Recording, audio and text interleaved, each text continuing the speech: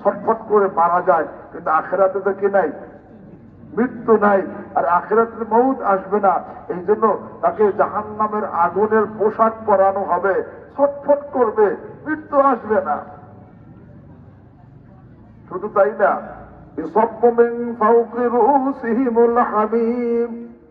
আল্লাহ বলেন এই জাহান্নামীদেরকে কি করা হবে জানো?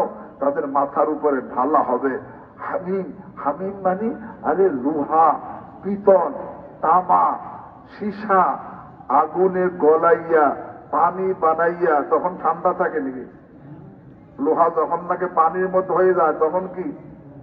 আরে আগুন গরম না, কি থাকে? এই লোহা, তামা, পিতল, সীসা আগুনে গলাইয়া এই ফুটন্ত এইটা তার মাথায় ঢালা হবে।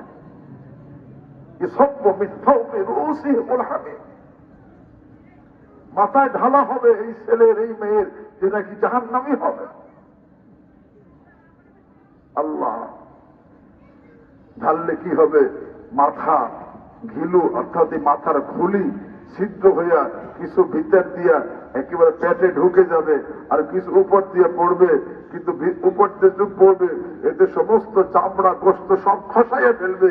পেটে গেছে, পেটে গুলে সব একেবারে খসাই ফেলবে। পুরান আয়াত পড়তেছে, يصب من فوق رؤوسهم الحميم ولهم مقامع من حديد। আরে শুধু তাই না, লোহার গুর্জ দ্বারা তাদেরকে পিটানো হবে। এক একটা গুর্জ কত বড় হবে? হাদিসের মধ্যে আসছে সমস্ত জিন ইনসান একত্রিত হইয়া উঁচা করতে চাইলে ওই গুর্জ উঁচা করতে পারবে না। ওই গুর্জ দ্বারা ফেরেশতা তাকে পিটাইতে থাকবে, কিন্তু মৃত্যু আসবে না।